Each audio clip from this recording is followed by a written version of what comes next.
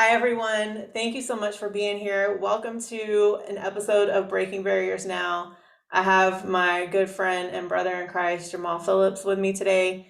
And Jamal is here to just be able to bless us with his story of how he overcame some massive barriers to get to where he is today. So, Jamal, thank you so much for being here. Welcome. Thank you. Thank you for bringing me on. No problem, no problem. All right, so tell us just a little bit about yourself, where you're from, what you're doing now, and then we'll kind of go into your backstory after that. Sound good? Okay. Well, I'm originally from Gary, Indiana, and I grew up in Carmen, Mississippi. And I'm 45 years old, and right now I'm in Evansville, Indiana, um, doing my best to transition from the background, like you said, my backstory, and just staying focused and staying positive. Yeah. Well, that's all we can do, right? So Right. I just want to say a little bit. When I first met you, I didn't know anything about you, but when you shared your story, it impacted me on a level that I can't even explain.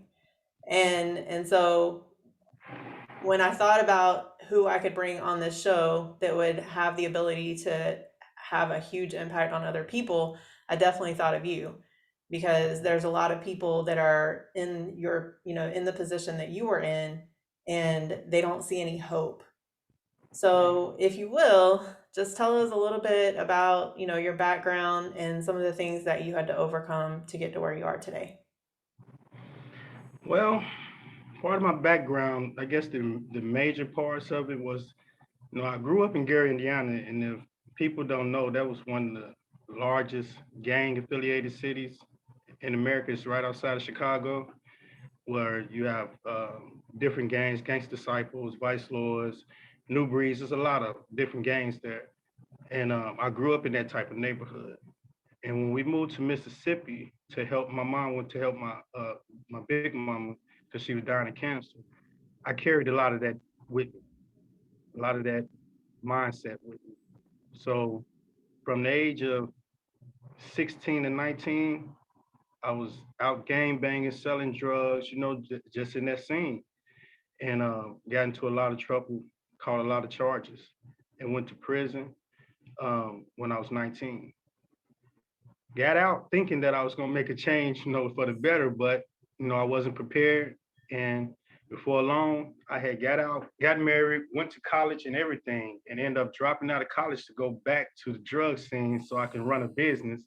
As I was going to Indiana Business College, and I'm thinking that I done learned the information, so now I'm gonna take this information back to the streets, and it worked. I'm not gonna say it didn't work; it worked, but I did not weigh in a 30-year sentence for the feds. And that's what I ended up catching. 30 years for feds for selling crack cocaine, conspiracy. And while Wow. in the feds is where the transformation came. Wow. Yeah, it was like at that time I was so tired. I was tired of hustling. I was tired of drinking all the time. I was tired. I was praying. I actually made a prayer and I asked God to do something with my life. I had a newborn son and my daughter was 2 years old. And it's like every morning I woke up, I just didn't know what to do. I just knew it was more to life than what I was doing, but I didn't know how to enter into that new life. And I don't think I was in maybe a week before I surrendered my life to the Lord. I Wow. was just laying on my bunk and I was thinking like I never had control of my life. I always thought I did, but I realized I never once had control of my life. It was always either drugs, money, sex, the game. It was always something else pulling me and tugging on me. And when I realized that, it's like Dad was showing me, that's what I call, that's God to be Dad. Yeah. Dad was showing me all the times he pulled me out of different situations. I got into a lot of trouble. And one time I got arrested for 2 counts of capital murder that I didn't do. And because of my background and because of how my gang affiliation and the violence that went with it in that little small town, they thought that it was me. But anyway, God pulled me out of that. The guys who did it, they came and turned themselves in, And he was showing me all those things. It's too many to really mention because I was really wilding out. I really didn't have an understanding about life at all.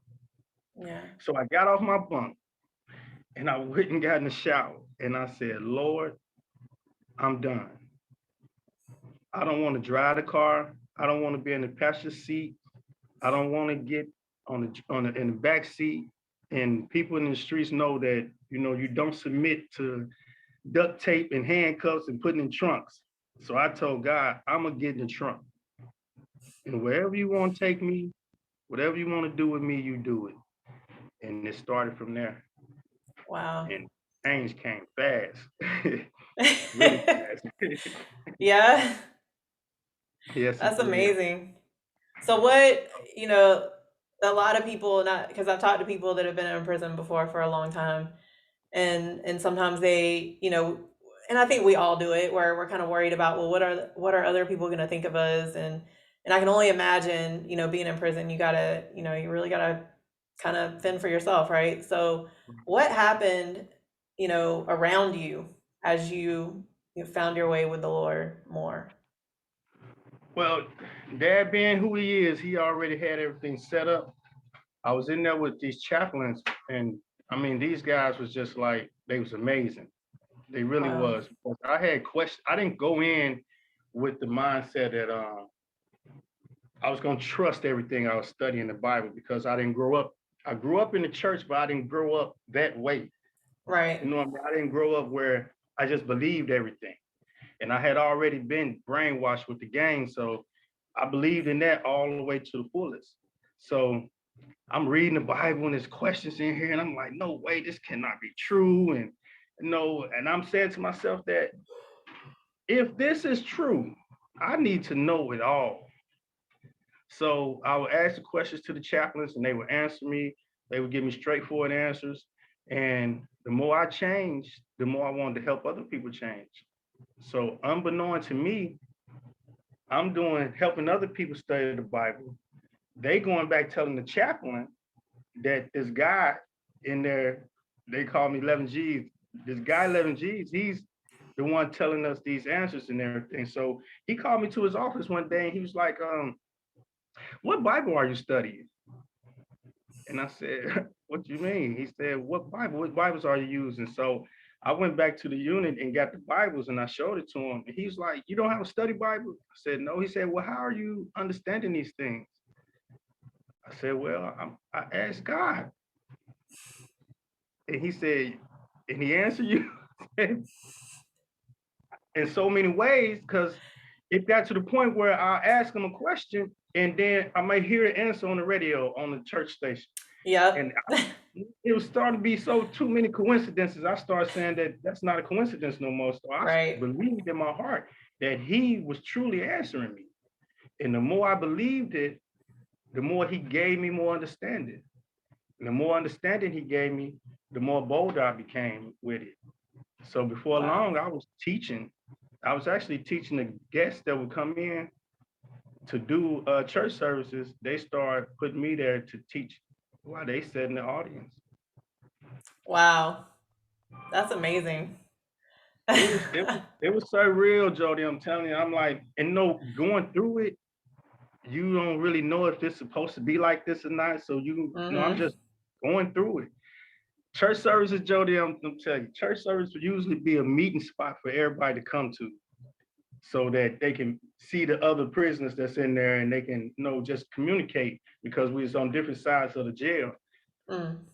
It was loud and it was disrespectful, but after 2 years in there, it was really like church service.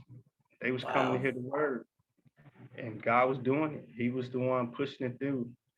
And a lot of us end up with heavy sentences. I end up with a 30-year sentence. I did 16 and a half, and I have friends who still Okay. believe today they got life sentences. All of us came home early. Mm. God delivered every last one of us out of that prison sentence early. And he Wow. changed the laws and everything. It was just amazing. It was an amazing experience. So it didn't stop there. It went all the way into prison. And I went to some of the worst prisons in the United States. And One time, I remember this one time I was going to a USP in Virginia. And when I came in, the equivalency to the FBI is called SIS. That's the Mm-hmm. investigator for the prison. And once you're a gang member, you have to see them before you come on a compound. So I'm Mm. sitting in their office and they say, so I see here you a gangster disciple. I said, no, no, I'm a child of God. So it's two of them. So they lean back in their chair. It says here that you are a gangster disciple, son. I said, no, I'm a child of God. I'm not. He said, okay, we're gonna see. So I'm on this compound, I'm going with Christ. When I leave this compound, they start laughing at me. Wow. They laughed at me and said, okay, we're gonna see. But I understood what they meant once I got there. It Right. was gang affiliated. Everything was sectioned off. All the races were sectioned off. All the gangs and states, they all sectioned off. You had certain places to sit in the kitchen, certain places to go on the compound where you didn't go in certain areas. And I had set in my heart that I was just not going to be a part of that this time. Yeah. And when I went to go meet the person that they called a shot caller on the compound, I told him that, no, they got to check your paperwork to see if you snitched or not. By me going to trial, I had already had all my paperwork. So once he seen that I wasn't one of the guys who had told on someone, he said, well, if you don't get in the car, if anything happened with that number on your chest, because you had a number from the city you're from, they're gonna come get you the same way they're gonna come get us. And I started laughing at him. I said, listen, man, I have lived my life in fear for the majority of my life. Yeah. I'm not living in fear no more. When that day come, I deal with that day. But as for now, I'm not getting in your car. I'm not getting in the gang. I'm not getting on count. So you could just hang that up. He's like, why you saying all that? I said, because I walk with Christ, man. He said, oh, I believe in Jesus too. I said, well, you must understand what I'm saying, dude. He said, all right, we're going to see. I spent that time there 15 months. God had a mentor set there for me. I met that man the second day I was there. He mentored me on things on how to hear the Holy Spirit, how to talk to God, how to listen to God for 15 months. Once I left there, he sent me straight to ministry.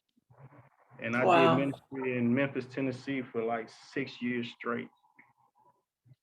It was amazing. It was amazing. I have a lot of brothers right now that we support each other. We still connected today, and a lot of them done came out of prison. They real estate agents and trying to be mayors and city council members and everything right I now. love that. Oh my goodness. Yeah, it was an amazing experience. So the transformation was the biggest thing for me in prison. It was just, you know, from being in such darkness and seeing so many different violent things and knowing that mindset, I knew that what was going on in me was real. Yeah. And I tell these guys today that, some of them say they don't believe in God. I don't believe in God. I say, it's okay. He believe in you because I was worse than that. What you doing, I was doing way worse than that. And if he did what he did in me, without a preacher coming to me, a preacher didn't come to me and say, give your life to Christ. Right. He reached down in that prison and told me what was going on in my life. He did that. So somebody had been praying over me. And I know if God could do that through me and do that with me, Daddy did that, then he can do that with anybody. So I Right. don't argue with them about things like that. I just like, okay, I know what to do with you. I'm going to pray. And that's all we can do, right? Like, yeah. Yeah. Yeah. Man, So I love that. so that was part of the transformation. So the 6 years, after the 6 years, I got transferred to a lower facility, and I was trying to get in the ministry in that facility, but for some reason I was always blocked. So I started to realize that maybe God trying to tell me something different. The crack law had just changed, and I see the window of me going home. Mm. I still had the 30-year sentence, and I think I was like maybe 12, 13 years in on it. And he just wouldn't allow me into ministry. He just wouldn't allow me to be a part of the ministry on that compound, no matter what I did. No matter what. Sometimes the whole church would shut down for months. So um, I couldn't figure it out for a long time, but then I started seeing that I think he's trying to detach me from prison because my whole mindset was prison ministry, helping these guys. You know, I did do a little bit of that, but I started seeing he trying to transition me. So I just went with the flow, you know, and end up going to a class one time for fitness and was listening to the instructor, and he was talking about um, the possibility of helping people change their life through fitness, and it was almost like ministry. So, you know, I dived headfirst into that too. And once I got in the book, I'm studying the book. Like I was studying with NFPT. You know, that's the only one that was allowed in prison at the time. There's the only Oh, one okay. allowed a proctor to come in and facilitate. So I studied that just like I studied the Bible. I'm sorry, I had a friend. We would go back and forth about what meant what and how many calories this is and how many times you Yep. do. I mean, we was back and forth with it. We using men's health and men's fitness and muscle fitness. And we got all Oh these my books. goodness. And one of the things the instructor said to me that really stuck to me, said, if you really want to see if this works, go get one of them guys out on the compound and use them to study with. Hmm. I wouldn't got this guy, Stephen. Stephen was 345 pounds. And he Wow. kept saying that he wanted to lose weight. He kept saying it over and over. And so one day I sat down with him, asked him how serious he was. And he said, I'm really serious. I said, okay, if you serious, then you're gonna let me check your locker every week.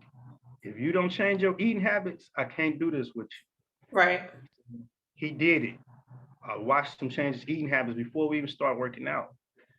Make a long story short, Stephen could not do a push-up, a squat at all, had never worked out at all. No muscle mass at all. Just Wow. by the time he left, it took 18 months.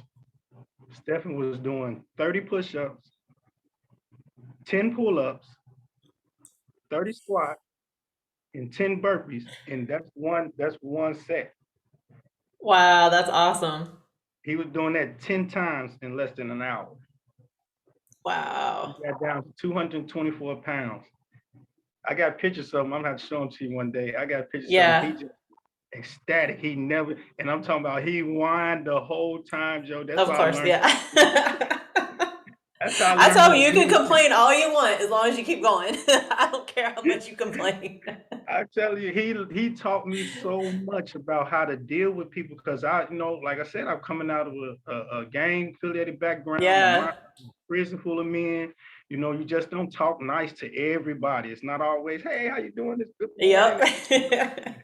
So he taught me a lot how to deal with people because that man used to say, I would never be able to do 5 push-ups. When he met the 5 push-ups, I'll never be able to do 10 push-ups.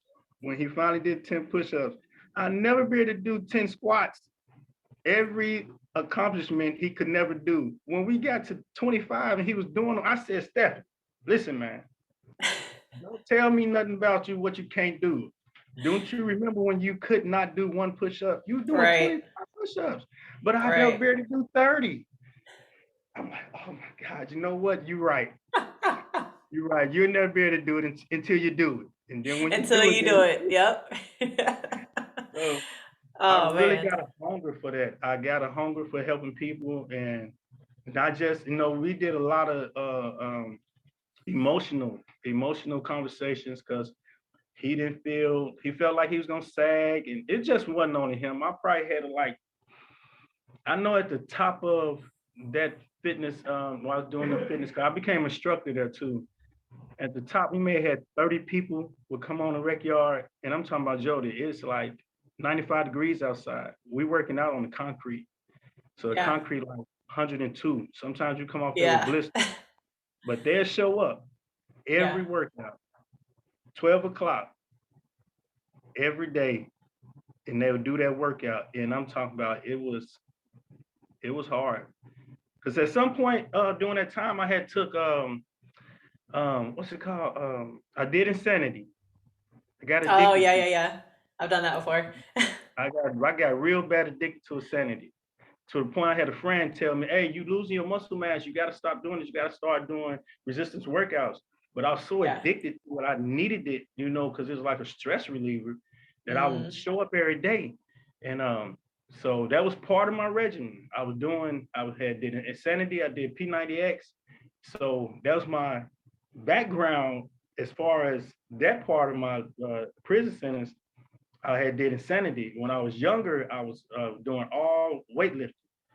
So I mm. went from being 148 pounds to 185 pounds of muscle. Then when I got up as I was older, I went from being 240 some pounds down to 185 pounds. So I know how to take the fat off and I know how to Right, put the muscle on. right. So them guys was like, and we never did the same workout ever in 4 years. We never did the same routine, not once. And that kept them interested Yeah. because they didn't know what was going to happen the next day. I, so yeah, that's kind Oh of my man. background with fitness and me and dad, and the transformation from the gangs, and it was just it's a lot. Like I said, it was 16 and a half years, so I probably couldn't tell you everything in one podcast, Yeah. but That's all a right. lot, you know. Yeah. And I took a lot of classes. I had took a class called Victimization, where it helps you change your mindset. The title was Cognitive Renewal, Changing Dysfunctional Thinking Patterns. Okay. And the victimization was one of the huge parts for me because you can blame everybody. And of course, the sentence that I had, it was a 1 to 100 ratio, where 1 gram of crack cocaine equals to 100 grams of cocaine. Mm, Anybody would know that that was kind of crazy because crack added with baking soda lessens the potency. mm-hmm.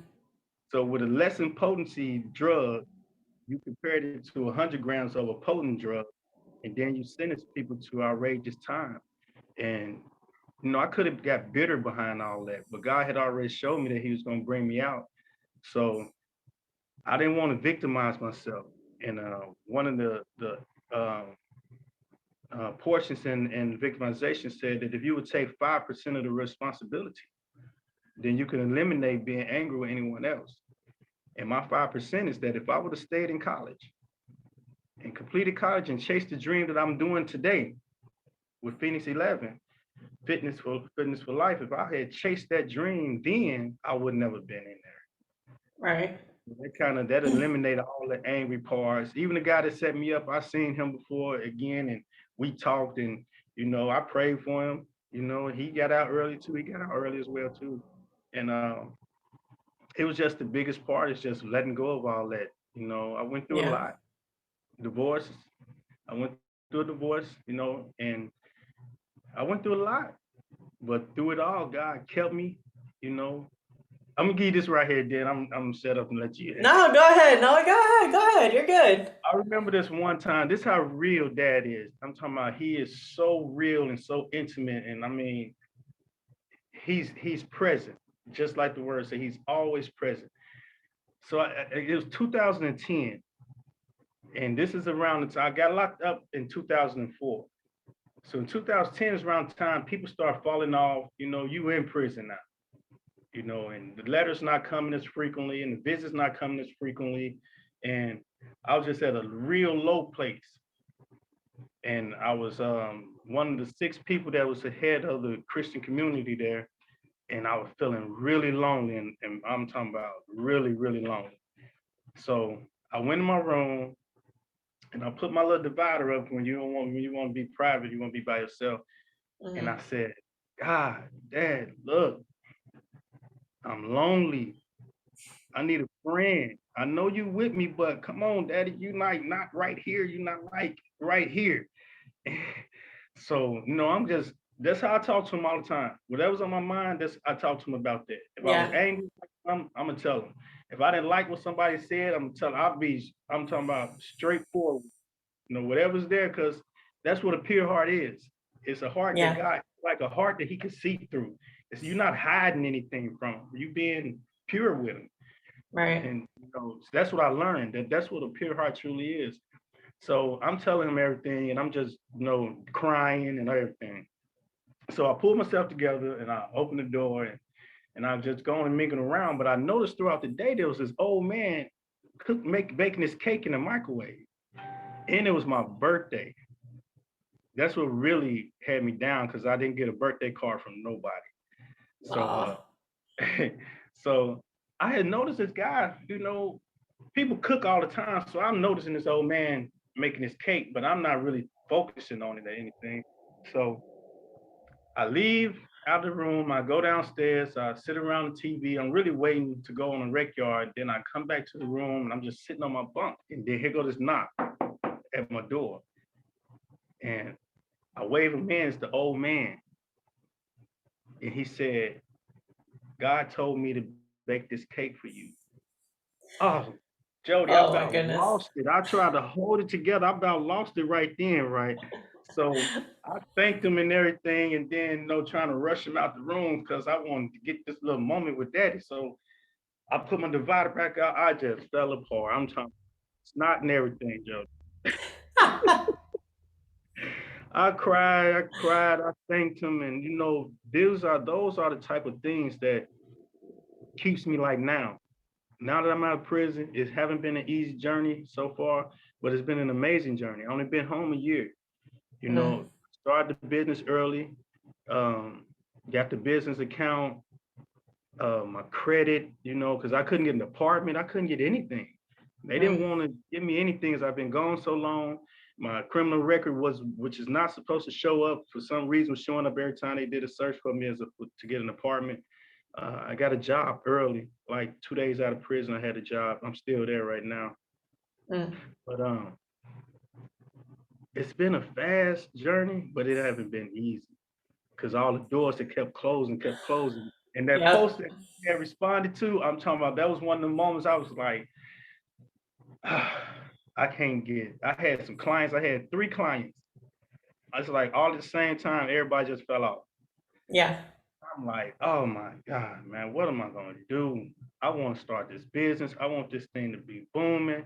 I done spent all this money on these logos and for the LLC and Mm-hmm. my clothes. I got burnt already with Yeah. some guy in Pakistan trying to order clothes, and I'm like everything was falling apart, and I done stopped working out. I'm like I don't know what to do, so I made that post, and when you responded to it, I was like, this got to be it. This this got to be it right here. This one of Daddy's fingerprints right here. I'm finna lock on to this. I'm holding on. I don't care how long this takes, because I know this right here got to be it right here. So man, you just don't know how you made my day. And I was telling my fiance the other time, she's like, so what you gonna do? What is this about? And I'm explaining to her, like, you really don't know, do you? You really this what I got, this trainer rise, what we got with convene is, it's what a personal trainer always wanted. Yeah. If you Yeah. knew, you do this, you like this right here is like a candy land for a personal trainer. And I know. so I'm all Yeah. excited, and she looking at me like, but you ain't doing nothing. You're not doing. I said, I'm going through training, but what is it gonna do though? I'm like, well, we're gonna see. I'm gonna show you. I'm gonna Yeah. show you. Yeah. I'm And that's still all it excited. that's all we can do. And I encounter a whole lot of stuff, and I finally came to a point where I was like, you know what? I have to stop allowing and it's not that people are, like people love us, right? They're not trying to, you know, speak anything negative to us, but they're not in it, right? And so if you're not in it, it's a little bit more difficult to understand it. But when it starts coming, everybody's Right. gonna see it. And Yeah. that's all that matters. Um, Before we kind of close this up, I really, again, I appreciate you sharing your story. Because there's a lot of people out there, and before we hopped on here, you mentioned someone to reach out to you, and there's a lot of people that are just really hurting and they're struggling and they feel like they're alone. If you can offer any words of encouragement to anyone that is either going to prison, coming out of, or in prison, or coming out of prison and feels like, the whole world's going to be against them, because that is something that you guys have to deal with when you come out, like getting a job or if you can offer some words of encouragement, what would that be? Well, let me start with this. One of the things that Dad always told me, he would remind me over and over, whether it's through a person, a video I was watching, or something, a song, anything, is he said, you gotta trust the process of your purpose. Mm, I did a article one time in prison on purpose, and I used dirt as the subject matter. And part of the thing about dirt that's so important is that without dirt, we couldn't survive on Earth. But it's the most disregarded mineral that we ever think about. yep. Everybody thinks like, hey, you get some dirt on it, like, hey, Yeah. nobody want dirt on them. But without dirt, we have no vegetables. Without dirt, we have no trees. Without trees, we don't have tables and homes and things. So I was telling him in this article that if dirt serves a purpose, a major purpose, how much more you creating in God's image have a purpose? If you Wow. sit back and allow him to show you your purpose, then you have a reason to live and a reason to change and a reason for transformation. Because I didn't know my purpose. And sometimes I still question, like, is this Yeah. the purpose? Yep. But I can relate to um, that. everybody's not a good singer. Everybody don't have the gift to draw.